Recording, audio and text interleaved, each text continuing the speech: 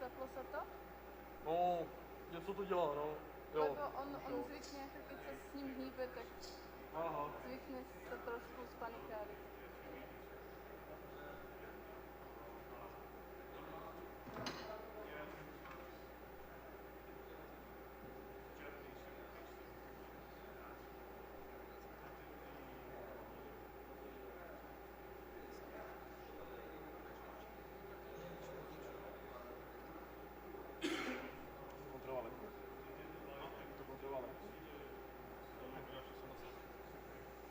Je to ono? Jo, je to, že? Dobré.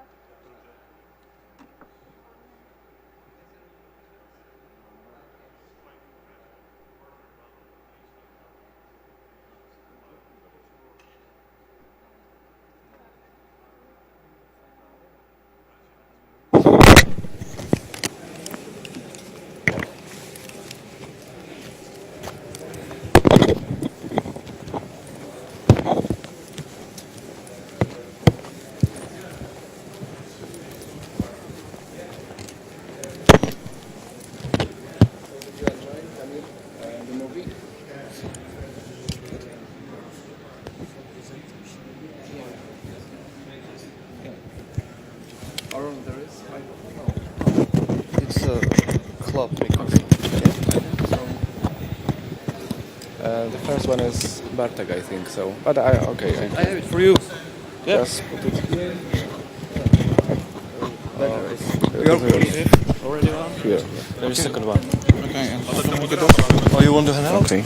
yes, because I will Just moderate. just say Okay, a few okay, words just and take then, this one. And then Okay. I can give I can to put it to to No my- problem.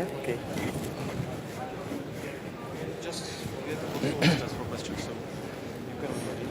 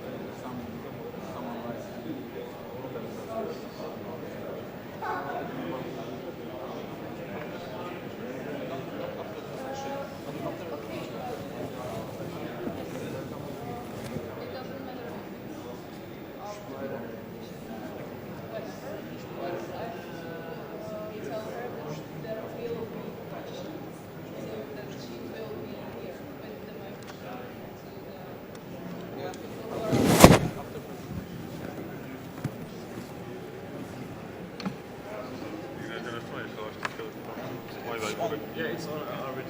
and to make it down, just Or do not make I will control it from my console.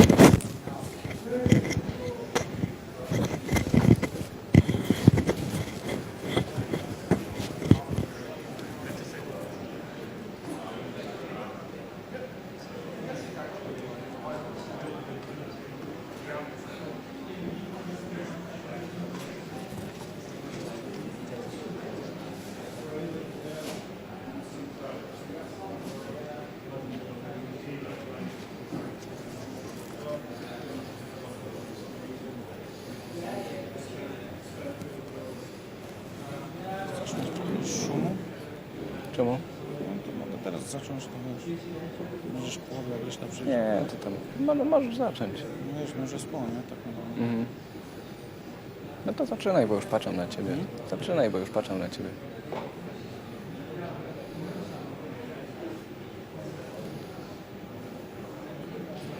I będą włazić przez 5 minut jeszcze.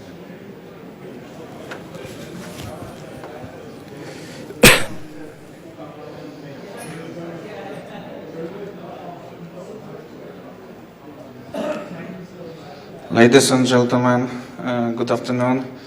I would like to welcome you to this session named High Quality Multimedia Applications. My name is Bartłomiej Dzikowski. I am from Poznań Supercomputing and Networking Center from Poznań, Poland.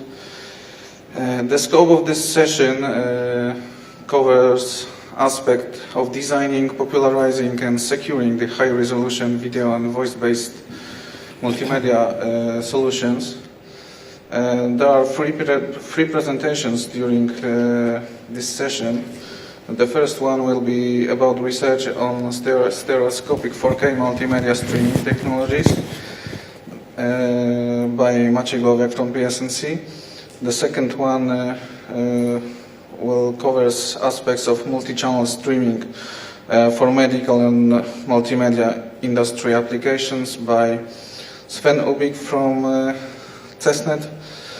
And the last one will be done by Groove and Singh about VoIP anomaly detection engine.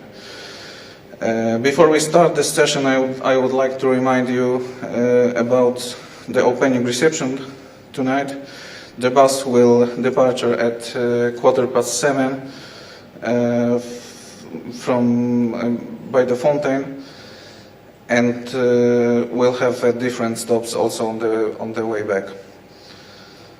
So let's start. I would like to invite Maciej Głowiak from PSNC, from Network Department, to tell us about the research on stereoscopic 4K multimedia streaming technologies for future internet. Good afternoon. My name is Maciej Głowiak, as Bartek told you. I'm from Poznań Supercomputing and Networking Center. Probably some of you were present on our demonstration half hour ago. So you had a chance to see the 4K 3D. I would like to tell you something more about our research, focusing on stereoscopic 4K multimedia streaming as well as technologies for future internet.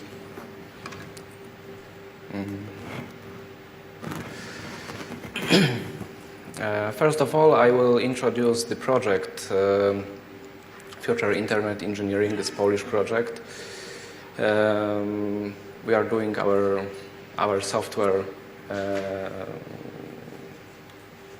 in this project. Then I will tell you something about 4K and 3D technology and why it's a challenge. And then about our research regarding software, hardware and live streaming.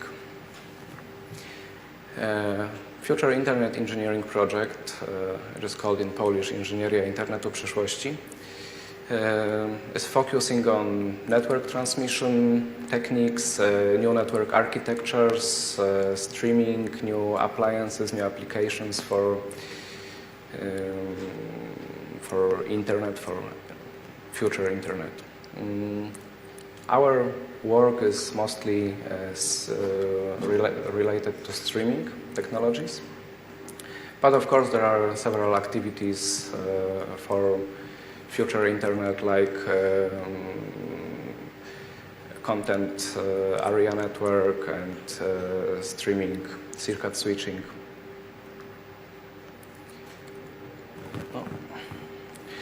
The project is 3 years long. It's about 10 million euro of budget, 19 teams from 9 institutions in Poland. It's coordinated by Professor Burakowski from Warsaw.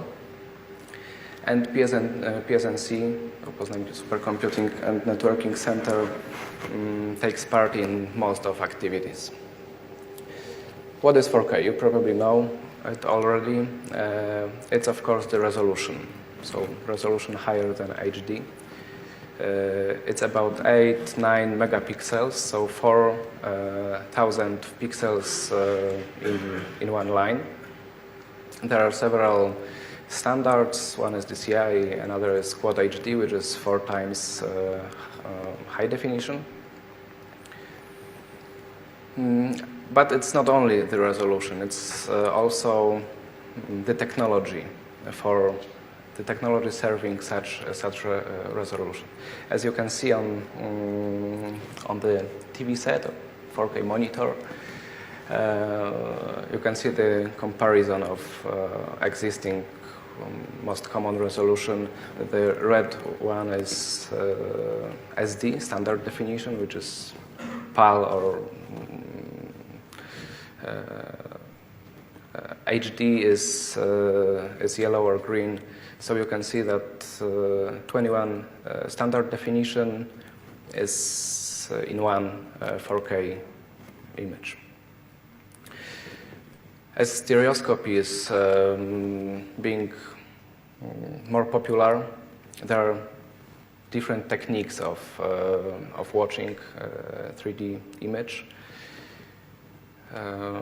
We are using passive polarization here in the demonstration, but there are some others.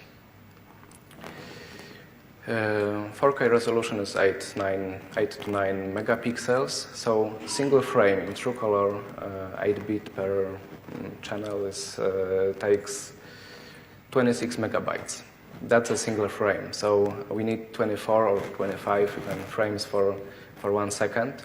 So it gives us a stream about 5-6 gigabits per second, just for a single 4K stream. For 3D, you need double those values. So for 1 hour of 4K content in not the best quality, but uncompressed, it's more than 2 terabytes. For 3D is 4 terabytes, so you can imagine the storage or network. So we use compression in JPEG 2000, which is which is standard for digital cinema.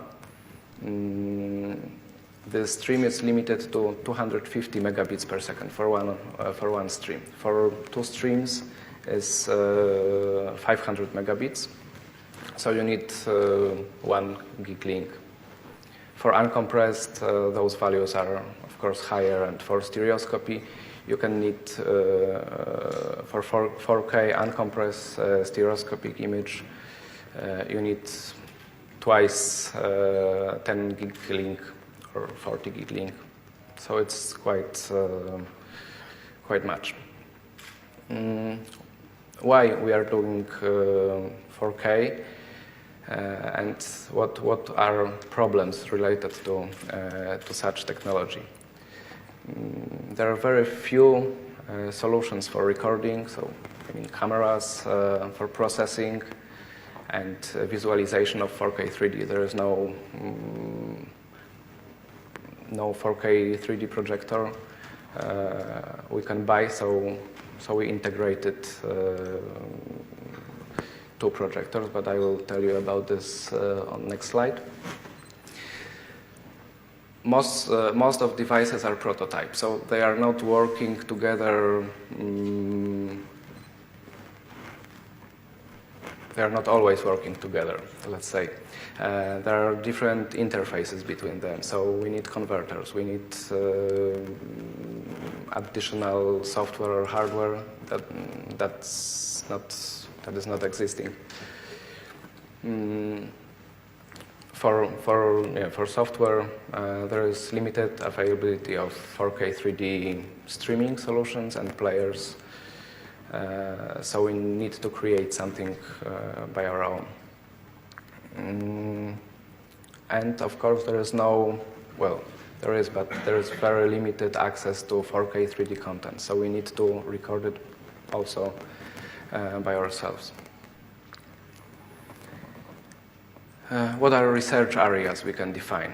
First is integration of this prototype devices. Another thing is network streaming. We are a network institution, so we would like to stream the video, the high quality 4K video across the network. So we need software or hardware to do so. There is no software, no hardware for doing it. So our research is software decompression, for example, JPEG format. You definitely know. And there is also better and newer codec, JPEG 2000, which is not the same as JPEG, but it's quite demanding. So we need hardware cards for it. And we are working also on some new architecture for streaming in the future internet. I will tell you about this a bit later. So for hardware integration, as there is no 4K 3D projector, single projector, we integrated two projectors with passive polarization technology, specialized rig for them. You can see it on the screen or behind you. As there is no streaming solution for 4K 3D, we developed a JPEG solution, which is software running just on PC. You can see it also behind you in the demo part. And there is JPEG 2000 solution, which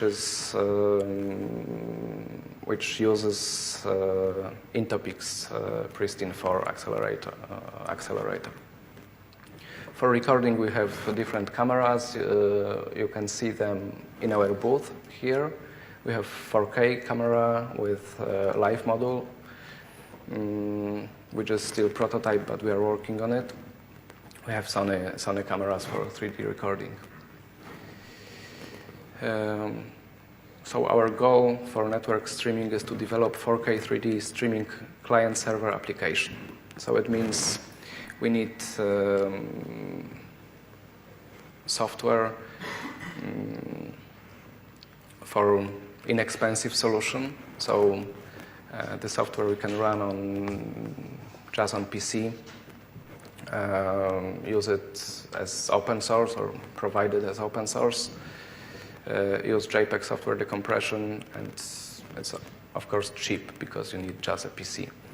There is also a professional solution, JPEG 2000 using Intopix device, but it's quite expensive. Single JPEG 2000 accelerator or decoder is about 25,000 euros. So you need two of them, so it's 500.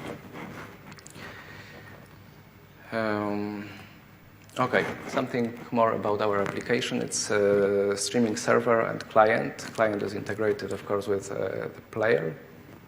And we have control application, which is a GUI for controlling the streaming. We have several streaming options. I told you about it before. We tested also different codecs like DXT, which is GPU accelerated, but we chose JPEG because for a software solution, because it was more convenient for us just to convert and to use it. We would like to use also 4K live and maybe in the future 4K 3D live with ATAPI frame grabber, which is a live module for Red One interface. Something more about our streaming server. Now we use RTP protocol, so it's UDP transmission, and two video channels, 250 megabits each, but of course we can use more bandwidth with more powerful PC. So now we are using 250. For future internet engineering project, we will use circuit switching network, which is reliable. We can have multiple channels with different parameters, different compression rate in high definition or in 4K. Streaming of different intra-frame video codecs the server is modular, so we can we can choose if we use circuit switching or RTP. The JPEG library we use is libturbo-JPEG, and our software is basing on it. It's written in C++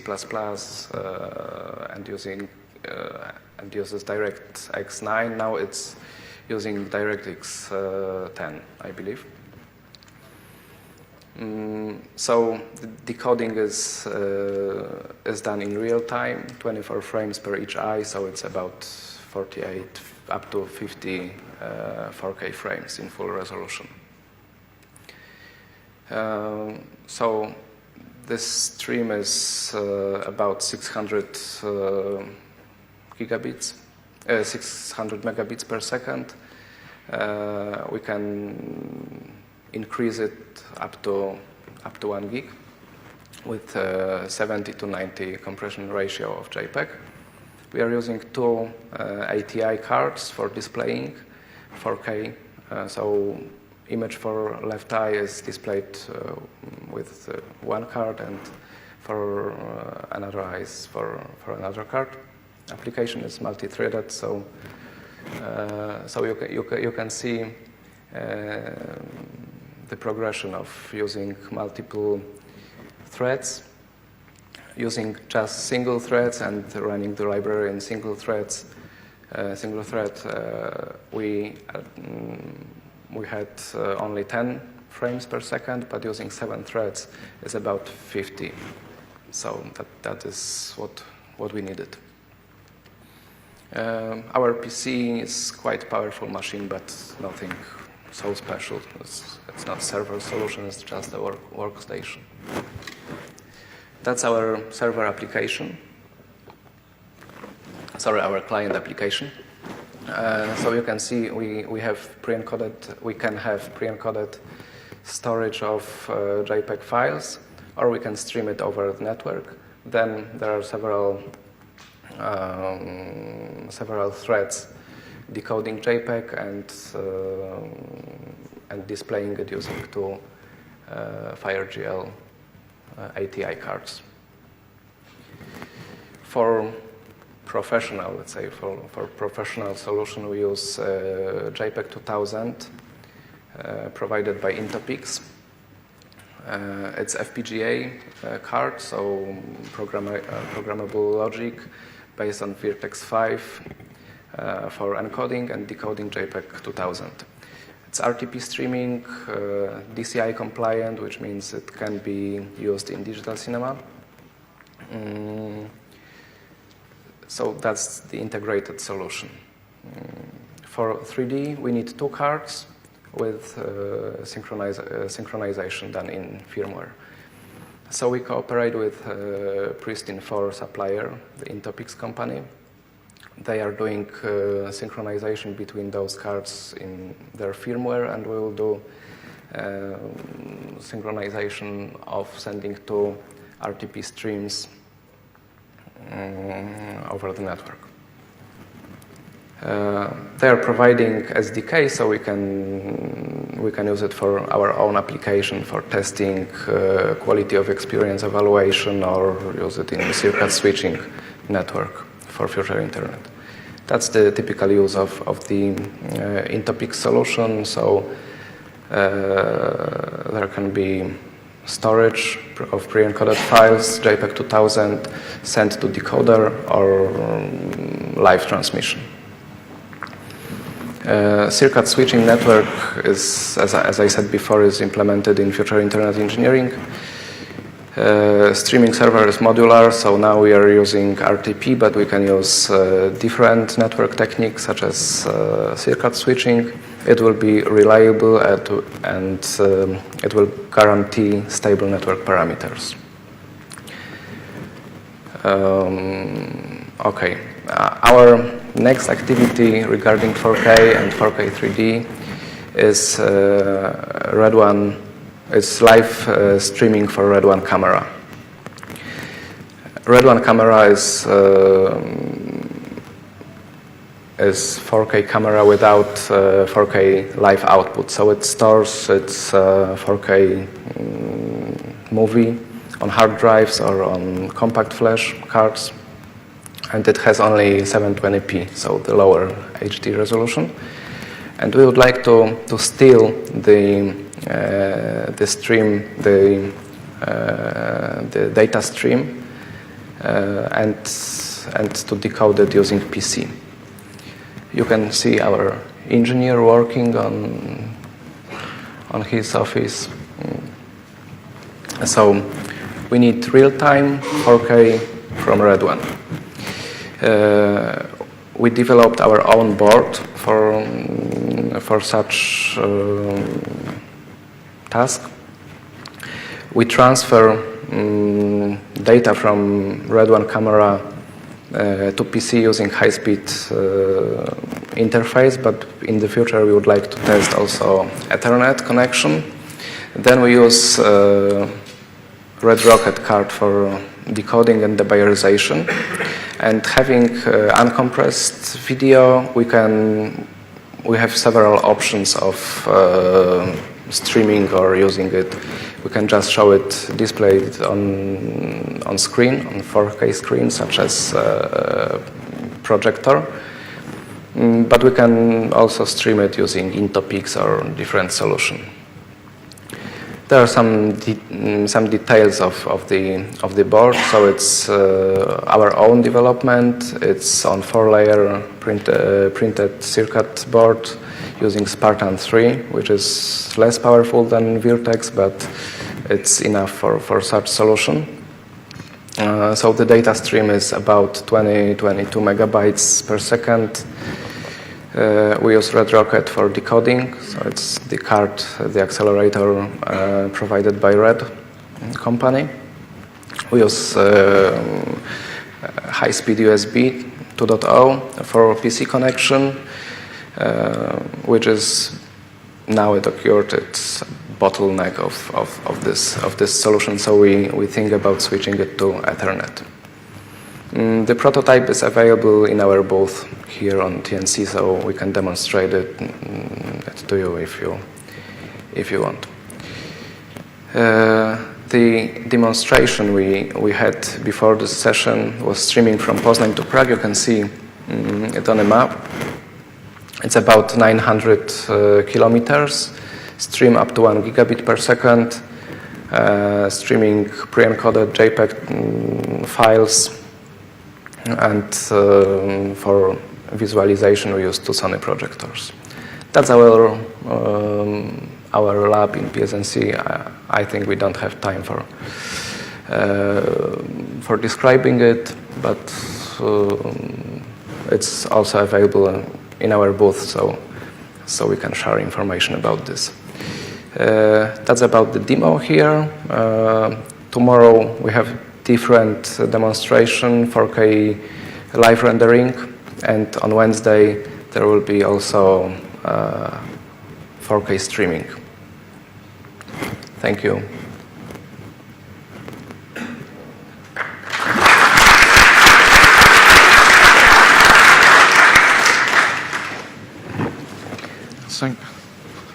Thank you very much for this presentation. Are there any questions regarding this presentation? Yes?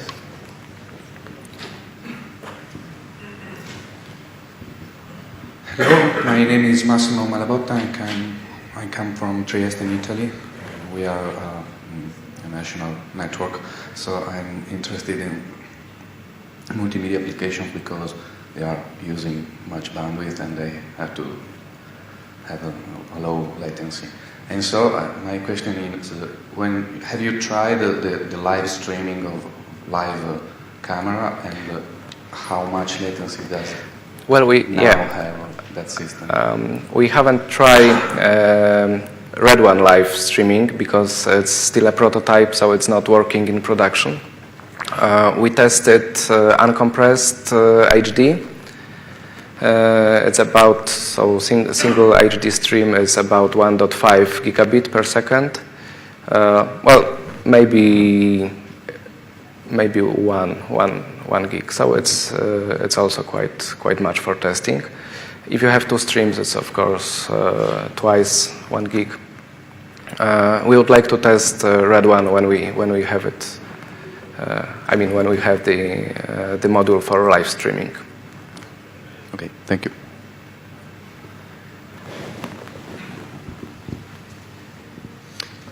Thanks, nice presentation. The Red One is obviously a professional quality video camera, so one of the questions to me as you move to dual stream for 3D is reference images. How are you thinking about the statistics in not only the frame grabbing, but in the network transport and the frame synchronization across the two cameras or the display when you're projecting it, and then how you're actually keeping track of, for example, jitter and the loss of a frame and what happens from the user's perspective, or how you're actually keeping track of the frames if one of them happens to be dropped? Are you keeping those statistics? Do you have references which you can use? Yeah. Now we are not keeping such statistics. It's the application is prototype still, so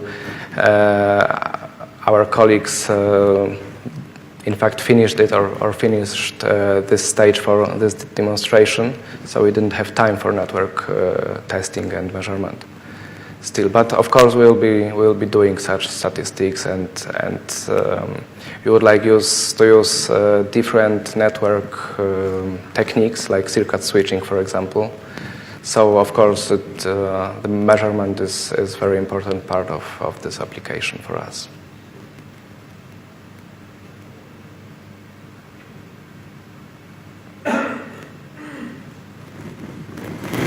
Okay, thank you. Thank you very much for this presentation.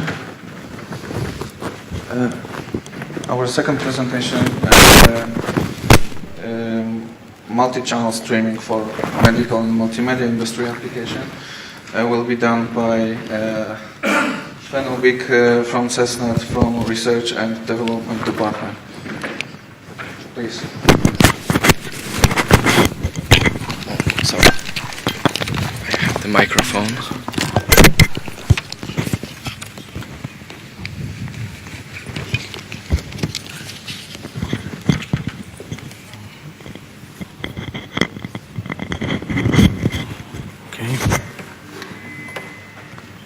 Good afternoon.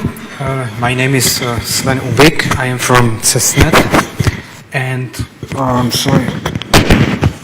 Okay.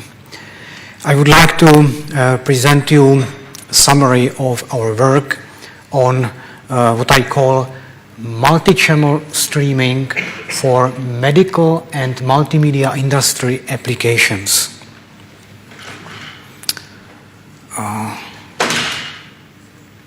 Let me shortly introduce CESNET. It's a national research and educational network in Czech Republic, founded in 1996, and it currently operates a hybrid 10 gigabit network based on DVDM trunks. That is, we support both packet switch traffic and circuits switched end-to-end communication. The network is connected to European GIANT network, as well as to the international GLIF network for high bandwidth applications. And we work on a number of national and European research projects. The motivation for the work I am presenting now is that in some scientific and industrial applications, people already use ultra high definition video streams, and those people are often distributed in different areas.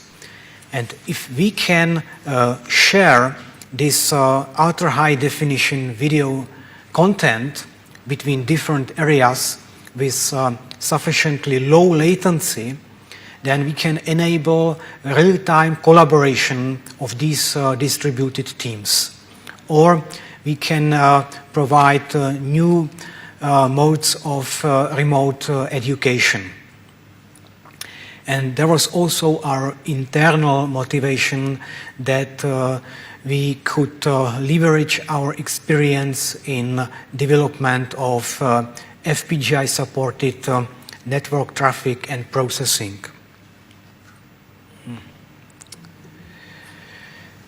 So we decided to develop technology with the following basic properties. We wanted to transfer at least 4K content uncompressed for ultimate quality over the network, and the device should be scalable to higher resolution. This should be done with low latency for interactive work, and it should work across regular internet infrastructure, which includes routers and switches, that is not just over dark fiber.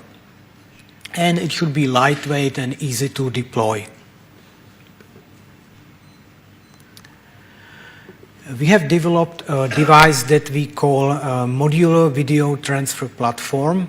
It's modular in sense of firmware modules that are used for data processing. We use HDSDI interface for video input and output, as it is now a standard type of interface in professional video equipment. Its bitrate is 1.5 gigabit per second, and there is a newer version called 3G, which has a double bitrate of 3 gigabit per second. The device has 8 HDSDI inputs, 8 HDSDI outputs, and a 10 gigabit Ethernet interface. And its primary properties are that it transfers all video content uncompressed. Therefore, the latency of processing on both the sender and receiver together is less than 1 millisecond. The transmission is always full duplex in both directions, and it supports single or dual HDSDI configurations. And it can also transfer embedded audio. The hardware structure is shown on this picture. It consists of 3 main parts: the HDSDI input-output board that processes signals from video interfaces, the FPGA board, which can do more advanced processing, and a transceiver board which carries an optical transceiver for a 10 gigabit Ethernet interface. The main task of the device is to transfer 8 HDSDI channels full duplex over the network. That is 8 channels in one direction and in the other direction. And you can combine these channels for various modes. In one mode, you can transfer one 4K RGB stream, which requires 8 channels. In another mode, you can transfer 2 4K streams with 4:2 color subsampling in each direction. You can combine them in 3D 4K. Or you can transfer 4 2K RGB streams, or even 8 2K or HD streams in each direction. Each stream may have different format, that is different resolution, frame rate, color depth. The device automatically recognizes the format of each channel and can transfer it transparently. And the last option is to combine individual 2K or HD channels into 3D streams. A few other interesting features of this technology are that each HDSDI channel can operate in 2 modes. In full frame mode, we transfer all HDSDI content, that is video, embedded audio, embedded data, synchronization signals, everything. In this mode, it takes about 1.5 gig per second to transfer one channel, and therefore we can transfer up to 6 such channels over 10 gigabit Ethernet. In order to transfer up to 8 channels, which are required for some video modes like 4K RGB or 4K 3D,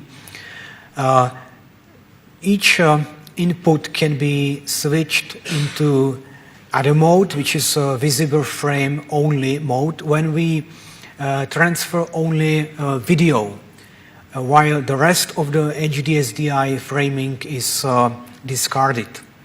You can turn, for example, 2 inputs into full frame mode and the rest of the inputs in visible frame mode. In this way, you can transfer 3D 4K with embedded audio in 2 first channels. Another interesting feature is that on the receiver side, the HDSDI outputs to the projector are all synchronized. They are bit synchronized, and the device does not need any external clock source for this function. It can adapt its rendering rate to the incoming data rate using tunable oscillators.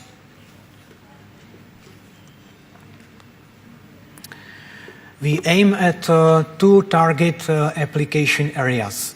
The first one are low latency 4K transmissions for real-time remote post-production of multimedia content, or for streaming from events to remote auditoriums. And the other application area are stereoscopic or multi-view transmissions, which can be used, for instance, for e-learning in medicine or other fields, or for remote collaboration in on scientific models, like using the cave environment. The first demonstration of our technology happened in Cinegrid 2009 workshop, where we transferred 4K uncompressed content over 10,000 kilometers from Barandos film studios in Prague to the venue in San Diego. The content was in Prague, while the director of photography was present in San Diego. And he used a parallel video conference to send instructions back to Prague what should be done with the content. The bit rate was approximately 5 gigabit per second. And in the venue, the situation looked like on this picture. The largest screen was the 4K content streamed from Prague. In the lower left corner, you can see director of photography, played by Lauren Hare, who used the video conference on the right-hand side. And he set instructions like, make this part of the picture to be more bluish.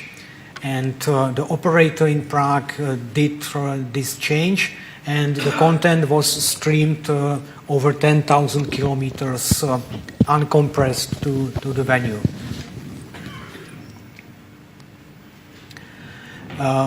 Next year, in Cinegrid 2010, we did a similar demonstration where we showed how this technology can be used for remote 3D post-production. In this case, it was for 2K resolution we did not manage the 4K projection in the venue, so we actually used 1/4 of the transmission capacity. But again, the person at the conference venue was able to instruct the person at the data source to do 3D manipulations of the picture, which were streamed over 10,000 kilometers to the conference venue. And this picture shows how it looked like. We actually used 2 receiver boxes in the venue because there were 2 projectors which were physically separated. One was downstairs in the auditorium and one was upstairs in the control room. And we used optical splitter to connect these 2 receiving boxes to the same signal. And you can use the same thing, that is optical splitter or optical multicast, to distribute content to multiple destinations.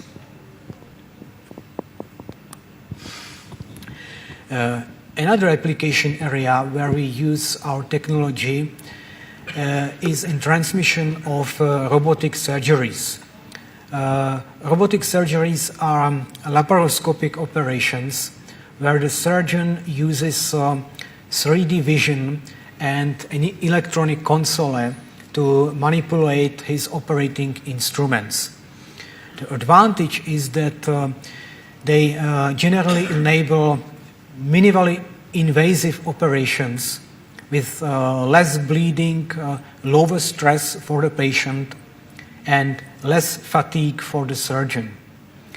And a side effect of using 3D vision from the operating robot for the surgeon is that we can use this signal and transfer it remotely to a professional audience for e-learning purposes, like for medical faculties and so on.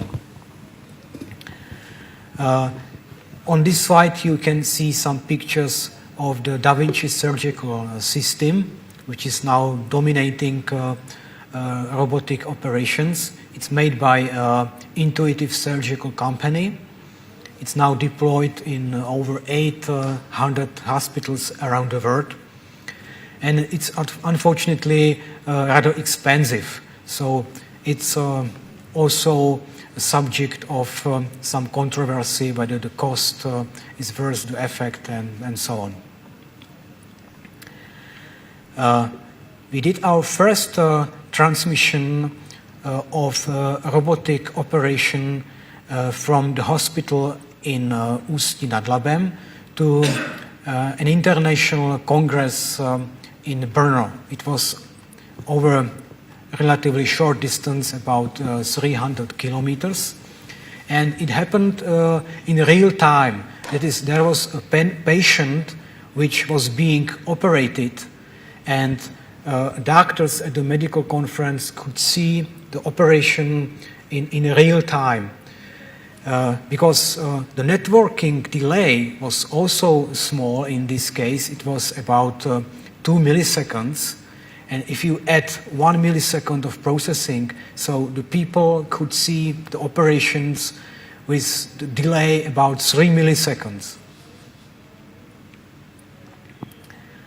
These are some pictures from the audience. They have had also available a parallel video conference which the doctors could use to ask a question the surgeon, and he answered in real time.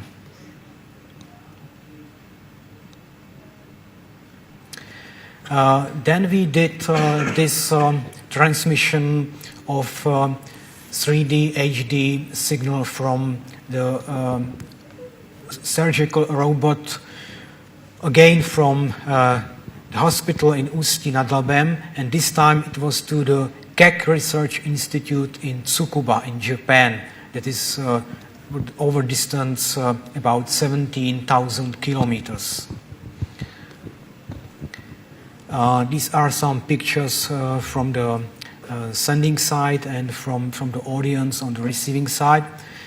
The networking delay was approximately 150 milliseconds. So the processing delay of about 1 millisecond was negligible at this time. Then we did another demonstration, at this time for a larger audience at the APAN meeting in Hong Kong.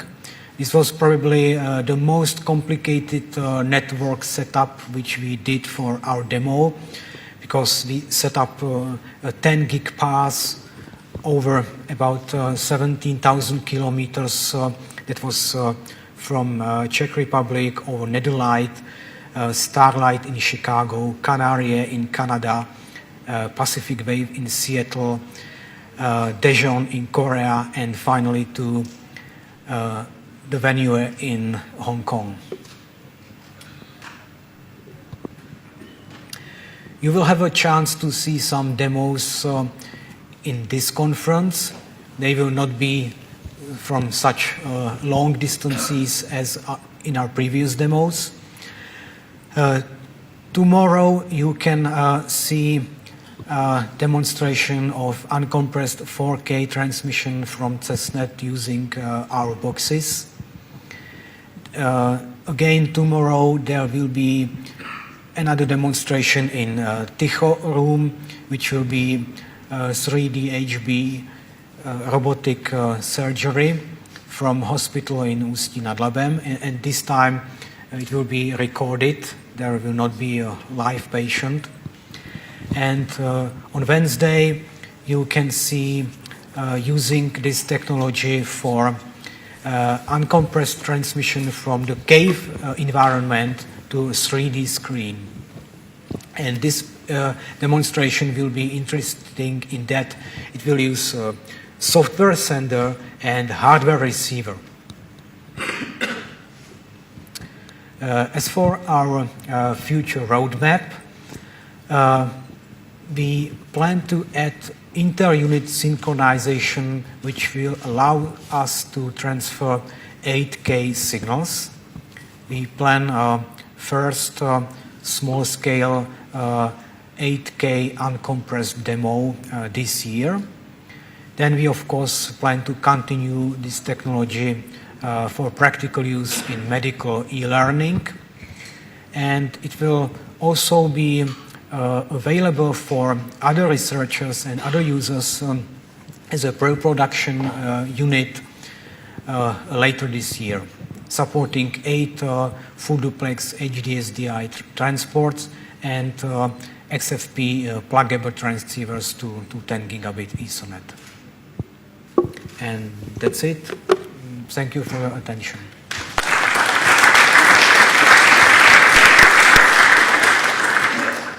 Thank you very much for this presentation.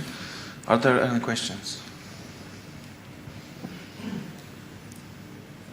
Yeah, just a question to your medical transfer. I mean, is it really realistic to have medical operation in real time transferred via a multi-purpose, multiplex packet switch network? I mean, would you like to be dependent on that? The last part of the question was if we want... Would you like to be... I mean, if somebody is doing an operation with you, would you like to depend from a video transfer on a multiplexed general purpose network? Just this is just a question. How I mean, I see very good results from a transfer, but I just think about how to apply such thing in medical environments. You mean the privacy issue? Yeah. Of course, the patient has to, in advance, sign that the data from the operation can be used for scientific purposes, and we usually use dedicated end-to-end circuits for a particular venue.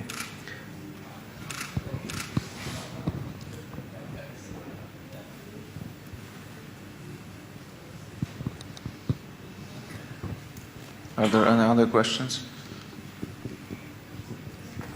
I would like to ask if you are going to use 3G SDI interface as well as dual link, because now it's dual link, right? Yes. And are you going to use 3G SDI? We have some plans about 3G, but there was not so far any pressure from applications. So when it comes, then it should not be difficult because the hardware itself supports 3G. I mean, the chips which are on the board, that's already designed for 3 gigabits per second. It's FPGA also supports that. So it's just a matter of firmware.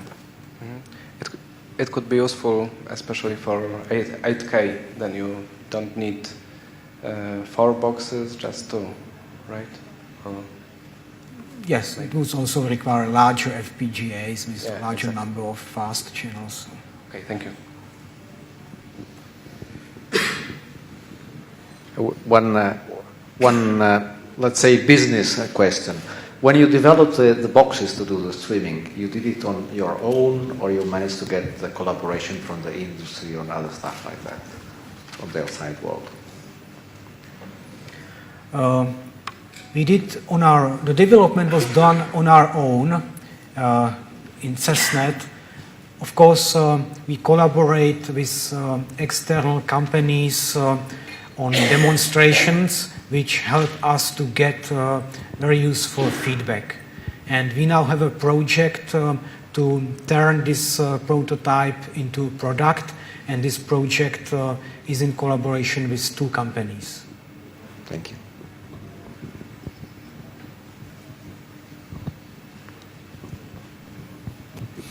Thank you. Just one quick question. Could you give us more comment about how the doctors reacted to the demonstration you made in terms of usage case for the health usage? My question being that they used to do that with traditional VC, then we enhanced this to HD, then you made a demonstration with 2K. Now you have in roadmap 8K. When is the resolution enough from a doctor perspective? Is the 8K will enable more than 3D image? Could you comment about that? These are 2 different application areas. For medical purposes, I think HD is sufficient, and also the robot provides HD resolution. We can't get high resolution from this device. So 4K and 8K, that's for another application area, like for collaboration in post-production, in multimedia industry. So these are 2 different application areas. So today, are you saying doctors are okay with HD, or they are asking you for going to 8Ks? Well, they generally say that it's a very good picture, and that they even if a doctor who operates with the Da Vinci system sees the 3D picture transmitted, then he says that it looks more detailed than what he can see on the console of the actual robot. Thank you. Thank you.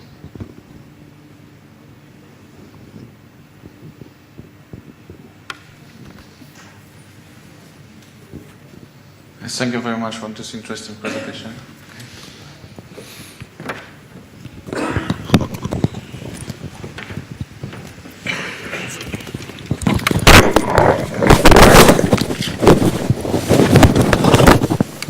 Our last presentation for this session will be with animal detection engine, and this presentation will be done by Mr. Gurvinder Singh from Uninet. His responsibilities includes security aspects of SIP-based communication. Please go on. Thank you. Hi. I'm Gurvinder Singh from Uninet.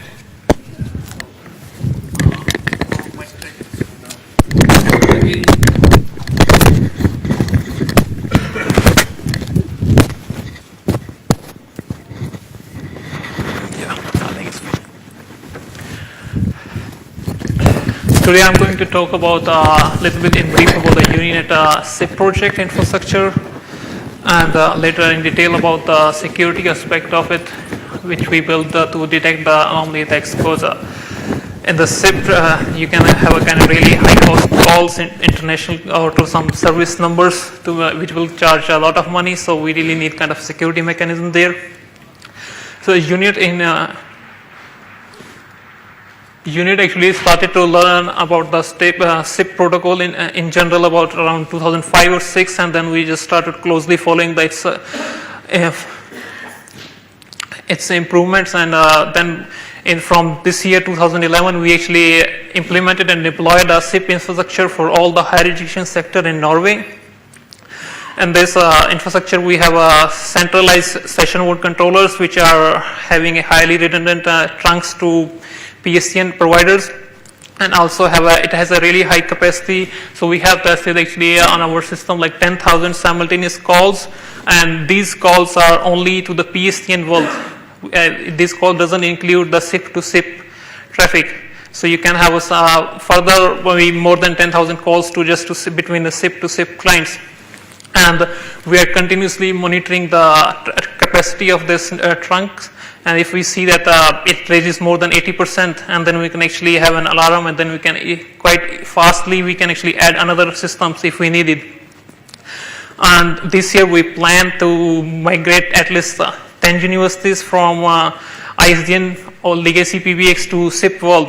And we already, until in this first half of the year, we have 7 universities already signed up for this, and the work is going on in progress.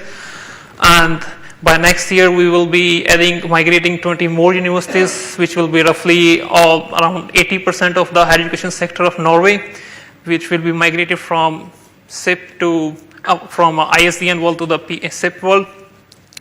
And we live usually in a kind of heterogeneous world, so in the PBX side, there is no surprise. So we have like media gateway from Nortel, from Ericsson, and Alcatel. So we need to provide all this connectivity from this legacy PBX to SIP world. So for that, we provide media gateways to all these systems.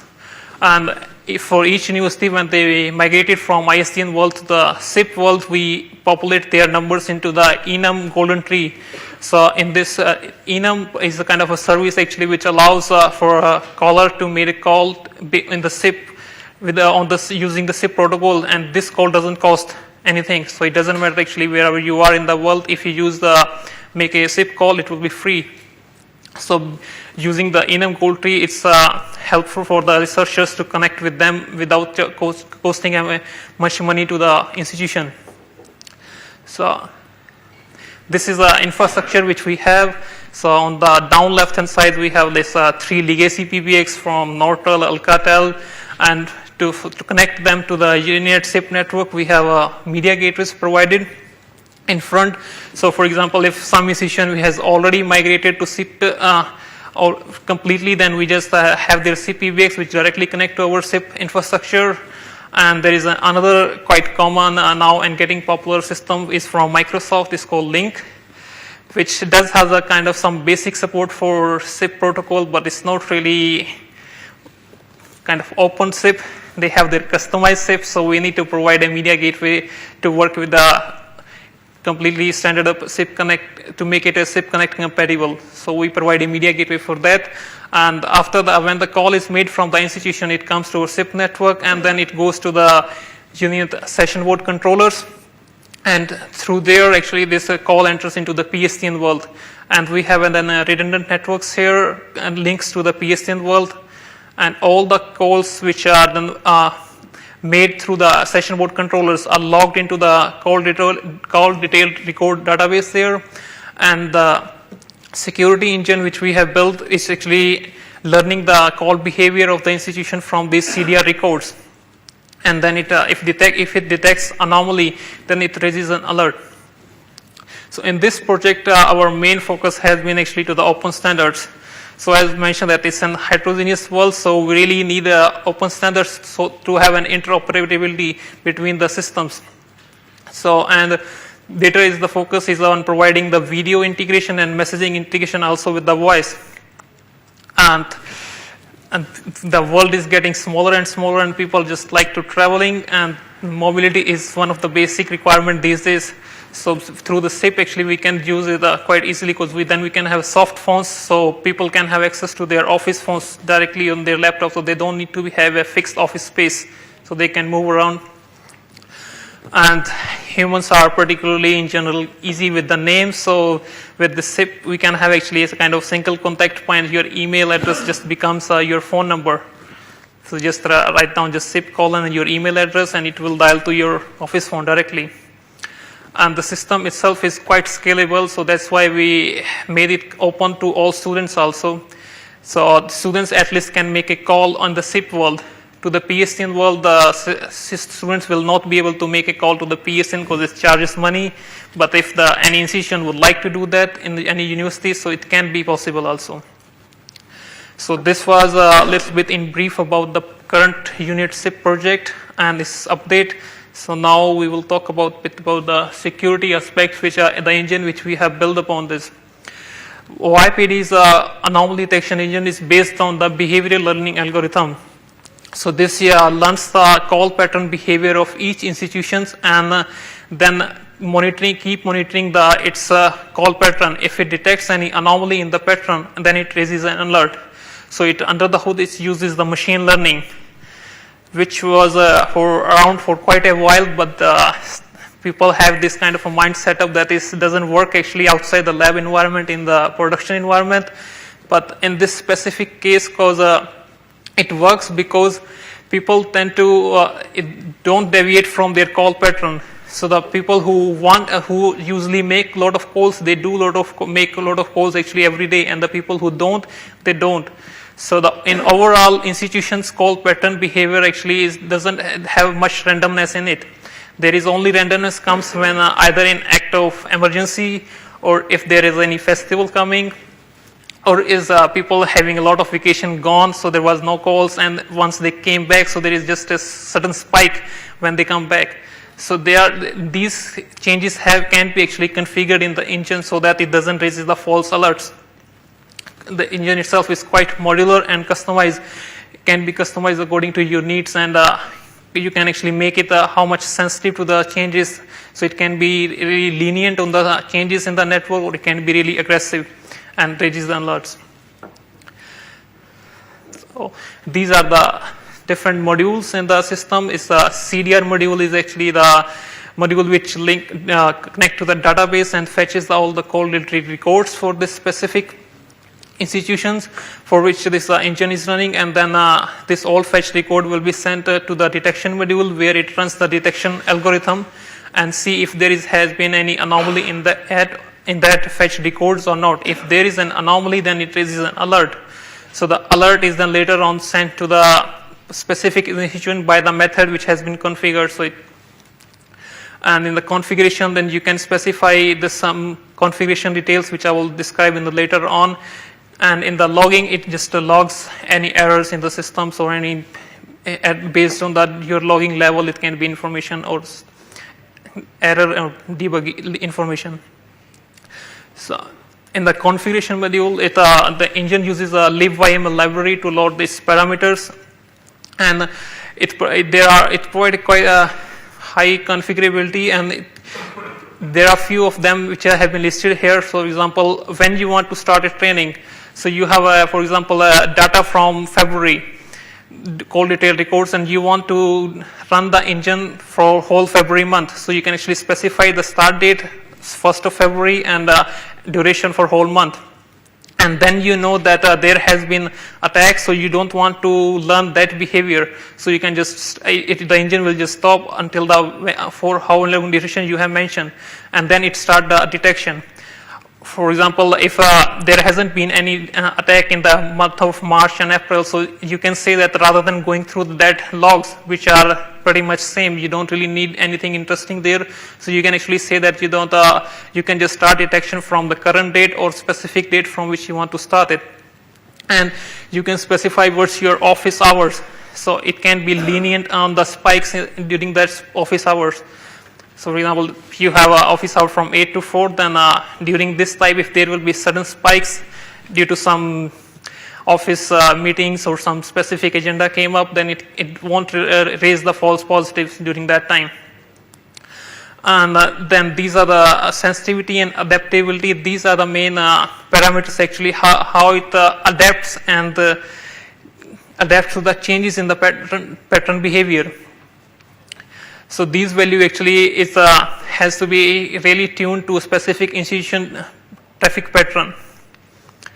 And another is the run mode. So if you, for example, you have an call data records from last year and you know there was an attack, but it's really hard to find out which number was causing the alert, causing the attack, or which was launching the attack. So you can actually run the engine, and this will actually identify quite easily, and it will tell you that this was the number. So you can run it in the offline mode rather than the online mode.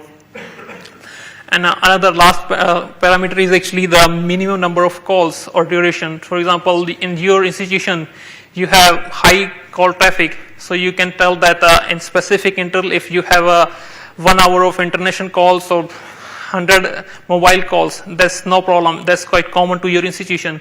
So you can actually tell these minimum numbers, and this will increase the performance, because then the engine will not go through this specific minimum that interval of these calls records, and then save the time performance wise.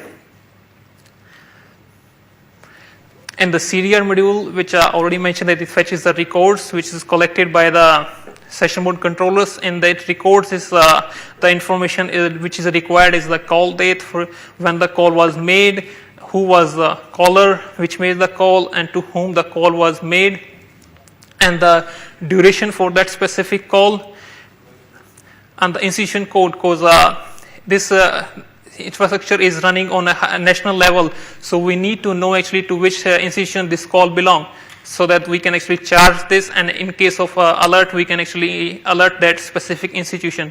So we need the institution code also there. And the call type.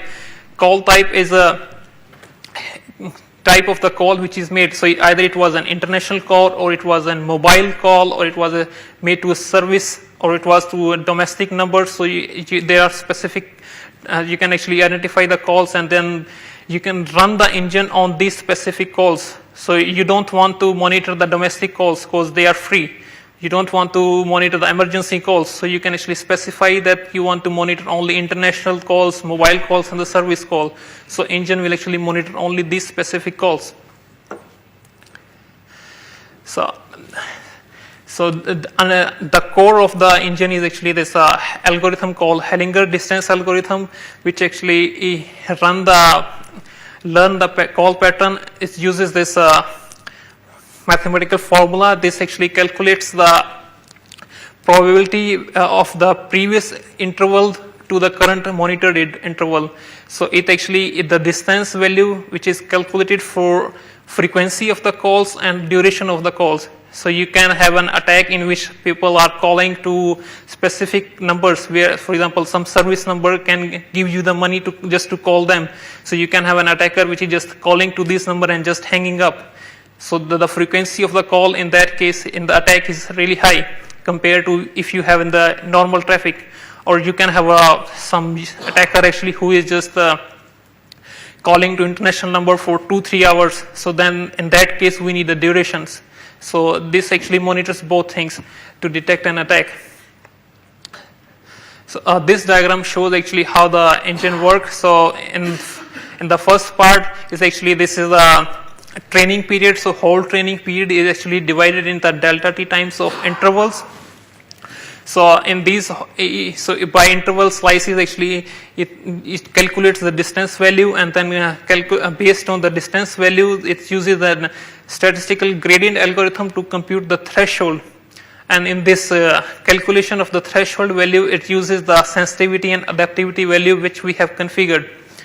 So based on that, it can be lenient on the spikes and really aggressive on the spikes. So it just it actually then continuously learning also. So for example, in the later on in the next phase, when it's when the learning is over, training is over, then it start to testing period. So in that interval, if it sees that this traffic pattern was legitimate traffic pattern. So then it actually adapts to it and then change its threshold value based on the traffic which it has observed in that interval. But if this traffic was really high or it wasn't a legitimate, then it will not learn that behavior. So it's hard for an attacker to trick it to raise its threshold value so that it can make more calls. So what happens if it has detected the attack already? So it then sends out an alerts based on the method which you have configured in the configuration module. So it can actually send an alert to the syslog, or it can send to a Simon or a big brother, which can later out send an email or SMS to the responsible administrator or specific person of that institution. So what's in the alert message? Alert message contains the timestamp when the attack was happened and the status message, that is an what kind of a higher security attack or critical or fatal based on that, and institution name to which the attack belongs, and the alert ID. Alert ID is a ID of the call records on which the attack has been detected. So all the call records in which the attack has been detected, these are logged into a database which can be retrieved later on. So we have a web service actually where the administrator later on can log on and see if there has been an attack, and then put that alert ID to browse on the call detail records. So in that, there are specified the call types. So there was an international calls which caused a detection alert, or there was an mobile calls, or who was the caller, to which destination call was made, and the duration. And so based on the call types, attacker can actually block the specific call types from that specific institution for the time up to he want, so that actually it can minimize the cost. So if there is a international calls which was made by the attacker, so the institution can then specifically block the international calls. So it don't need to turn its institution phone infrastructure down, so that the user will not be having the downtime. So user can continue making the mobile calls or domestic calls. They don't need to be having the denial of the service in that sense. So this is actually kind of a graph which shows how the algorithm actually learns the behavior. So the starting point is actually when it has just finishes the training period. So it's just like a kind of how when we start to learn when we just start to do something new. So we have to keep practicing it, and with the time we get better and better. So it's similar in this algorithm. So with time it adapts, it learns the traffic pattern more and more accurately, and then get in the end you will see that it's actually getting quite really good in getting the threshold and distance value. And I have data from an old attack which happened at our institution in last year, early January 2010. So during the first in the first part in the 0 to 2000 time, actually you can see there is quite a lot of spikes together. So this is the time actually when the attack has been happened. So the engine was able to detect this attack in the first two intervals when the attack has happened. So, but this was an old detailed records on which we run the engine. That time this engine wasn't in production, but right now it's in the production, and it's running on and monitoring all the calls which had been made in our SIP infrastructure. So this is another graph which shows actually how the algorithm actually adapts to the traffic changes. So there are some spikes on which there is no change in the distance value or in the threshold value, but the spikes which are lower than the threshold value, so it actually based on that value it actually goes a little bit up or a little bit higher. So the amount how much it goes up and down, it depends on the adaptability value which you have been specified and configured. And the future work we have at the moment is just monitor on the call detail records which have been made. So we have planning to actually monitor the registration behavior also, because sometimes we see now that the attacker is actually just trying to register itself with the fake username. So the frequency of that registration is much higher compared to the normal legitimate registration behavior of an institution. So this algorithm can, based on that, can also raise an alert. And also now, as this system is already in production, so we will be learning and from this experience and further tuning the algorithms or customizing it to perform better. And it would be interesting if some of you have some more ideas specifically for this to get the feedback, so we can actually improve that in that sense. And that's it. Thanks for your time. And this software is available, it's an open source, it's available at this given URL.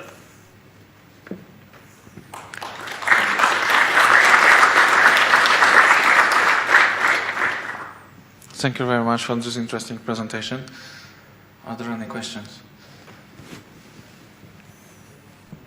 Thank you again for your presentation, really interesting. If I correctly understand, you do not drop any calls, you simply monitor all the traffic. So the question is, how fast are you able to react when an attack is enacted? So how fast are you able to stop or to manage that? Yeah, I think I have to go to those, just those. Yeah. So this is actually, it depends actually how fast you can detect the attack is depend on the delta T value. So if, for example, because it actually waits for the next interval. So for example, if you have a delta T for 5 minutes, so it will not run the algorithms until the 5 minutes is over. So it will monitor all the call detail records in last 5 minutes which it has received and then run the algorithm. So if you want to have really high response time, so you can actually reduce this delta T to 1 minute or maybe less than that if you would like. So it's all depend on that configuration. So, but the system is able to detect this attack and stop the attacker. The thing is, like, this is a detection engine, not a prevention engine. So it will raise an alert and it will send out the alert to the person and then he will actually block the call. So my question is this, and when the person receives the alarm, in how many time is able to react to the attack? So, the thing is, like, because we didn't actually make it a prevention at the moment, because it might then end up in giving a denial of service. So we really, at the moment, we don't want to have a prevention. We just want to have a detection. And as I mentioned, that we will be learning with the time how it should be deployed in a most ideal state. So maybe if we see that there is a need to make it a prevention, then we can actually make it happen to make it a prevention then. Okay, thank you. You're welcome.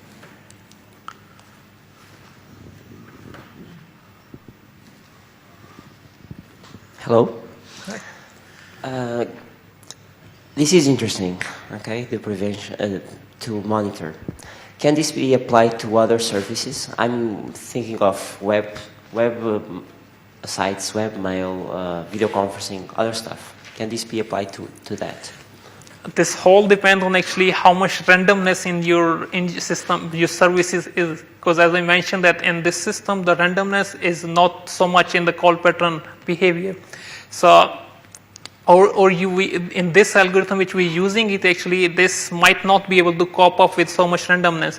But we have another project which will be looking on statistical algorithms for anomaly detection in normal network.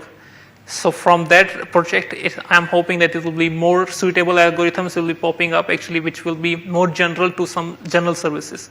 Okay. Yeah. And the other question is, if an attacker starts attacking very gently, it will be learned on your curve, right? Yeah, but then we are talking about an intelligent attacker, which knows the internal of the system which you are already running. So that's always kind of an really hard to detect that specific attacker. Yeah.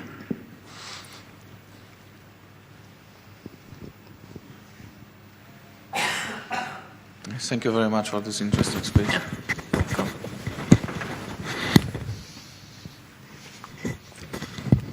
Thank you very much for attending this session. I think it was quite interesting. I would like to remind you once more about